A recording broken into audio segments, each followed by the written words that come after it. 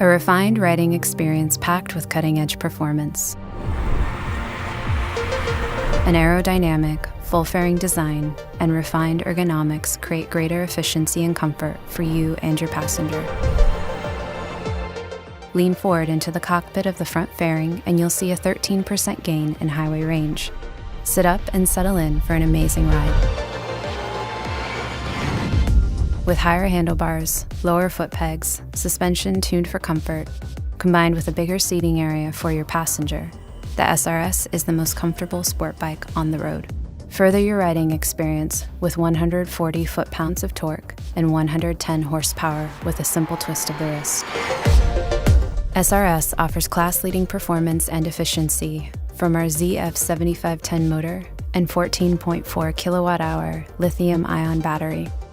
Thanks to our intelligent Cypher 3 operating system and Bosch motorcycle stability control, the new SRS strikes the perfect balance between power and control that sets a standard for premium performance. SRS is the smartest motorcycle on the road. A customizable full-color dash keeps everything you need to know front and center. For everywhere else, our next-gen app allows you to customize and relive your ride and feeds you critical information about the status of your bike. But to truly understand the new Zero SRS, you have to ride it.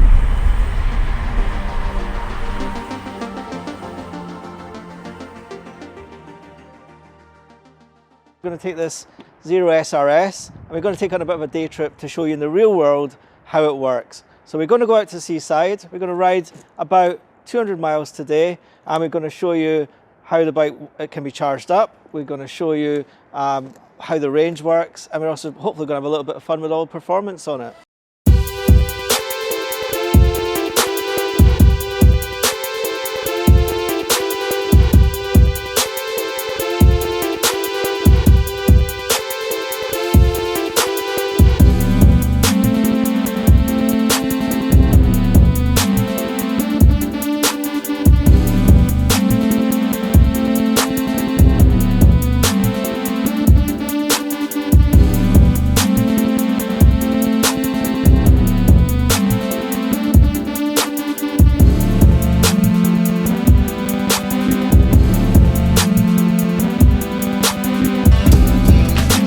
Cold, a little bit wet, but had heated grips on, and actually it's been quite a pleasant ride here. We've done 19 miles and we've used about 20% of the battery and met up with Andrew. We're going to go for a ride out to Skegness, which I think is about 50 miles from here. Andrew's kindly got the coffees in and while we're drinking the coffee we're just going to give the bike a quick top up. We don't really have to, we've got enough range. It's showing that I've got about 64 miles of range. But what we're going to do, we're just going to top the bike up. Always better when you stop, just to keep it topped up. We've got a charging point here, which is really easy to use. There is another charging point in the gas station over there, the petrol station over there, and that's a tethered type. This one we need our own cable for. It's a standard Type 2 to Type 2 charging cable, which fits in the compartment, the storage compartment on a standard bike. I've got it in the top box of my bike.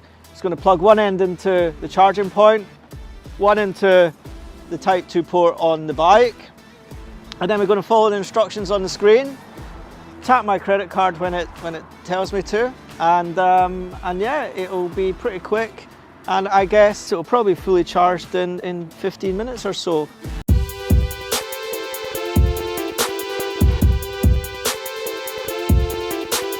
So just finished off my coffee now. And the bike is almost fully charged. We're up to 88%. You can see on the screen, you can see how fast it's charging. So it's charging at 11 kilowatts and it's telling me that it's got 8 minutes left to charge. So we don't need to fully charge it. As long as we've got over 70%, we can easily make our journey. So I'll just finish this, get my helmet, and then we can get going.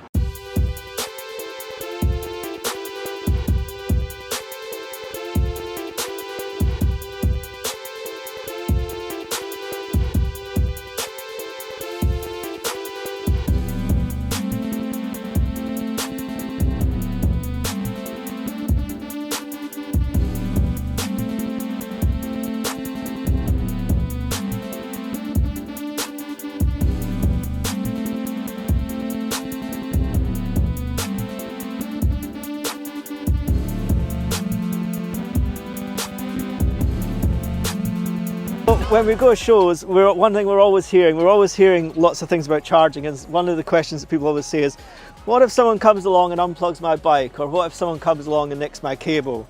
Well, the great thing is, they can't, because the cable is locked in place at both ends, and the only way you're going to get that out is by turning the ignition key. So you cannot disconnect. There's a pin in there that's locking that in place, and I think that makes a bit of an additional security feature to your bike. So this charger here is a single phase charger, completely free, becoming quite commonplace in supermarkets these days. And you'll see that it's charging up at 3 kilowatts. And that's going to take us 2 hours to be fully charged.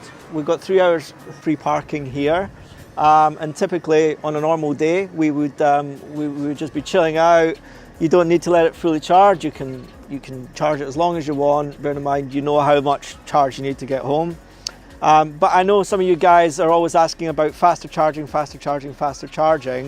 And we know from looking at the app that just over there, there's a quicker charger. So we're going to leave Andrew's SRF charging up here at 3 kilowatts, and we're going to take the SRS over to the faster charger to explain how that works to you.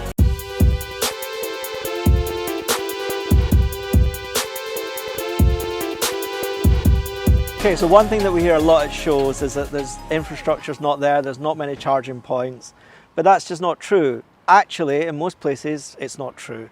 And these are not lit up like petrol stations. You generally need an app on your phone to help you find them, but we already found 4 over completely free to use where Andrew's bike is. There's loads around town, and we've come to this one, which is an example of a fast charger. The other one we used earlier, when we stopped for coffee, actually was also a 3-phase outlet, but we had to use our own cable. This one is tethered, so you plug it in, you press start charge, and that's it starting. You'll see from looking at the dashboard, we've got 32 minutes to fully charge. That's 47% is going to take 32 minutes. So we don't need to fully charge it to get home. We probably need about 70%. So we're just going to grab a sandwich and something to drink. And when we're done, we'll head off.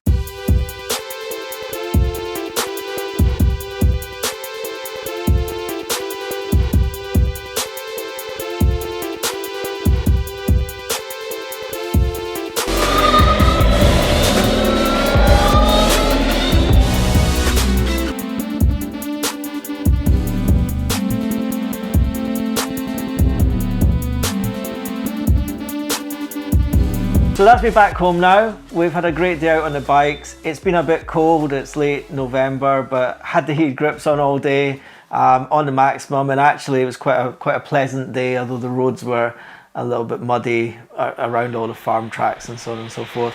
That's the bike charging up now. We've come back from Skegness. We've got about 25% battery remaining. And that was giving us a range indication of over 90 miles. We had an okay ride back. The roads were really busy, so we were sort of sitting at sort of steady 50-60 miles an hour. The bikes performed flawlessly. About 160 miles, we spent 40 minutes using the public charging points. But the main way that people charge the bikes is at home. You know, you always leave with, 100% battery or as much as you want. You can control it through the app when you charge it and so on and so forth. It's been a cheap day out. I've got a receipt on my phone here. The charge we did in Skegness, £1.53 that cost us. And the other top up that we did while we had breakfast was less than £1 for that. So it's about £2.50 in public charging. The bike, as I say, is on charge now. The battery on the Zero SRS, it holds 14.4 kilowatt hours of energy. And a kilowatt hour is effectively a unit of electricity. That's what your electricity supplier charges you by. And I know that my supplier charges me just under 15 pence a unit. So I reckon there's about 10 units of electricity going to go into that tonight. It's got a couple hours to charge there. Today what we wanted to do was to show people how you can practically live with an electric motorcycle and use it for leisure. The bikes they've got the charge tanks on them, so they can charge at 12 kilowatts which is the fastest charging that Zero offer. Loads and loads of charging points out there. On your phone, there's some great apps. The Zero app, which you use to pair with your bike, will show you the nearest charging points on Google Maps. And the Zap Map, which is a brilliant application which allows you to not only see where charging points are, it can tell you things like if they're being used in real time. So in terms of range, we've seen it between 90 and 100 miles of range. And I think the other thing I want to say is that we didn't change our riding style in any way. You know, I rode the same way today that I would ride on a petrol bike.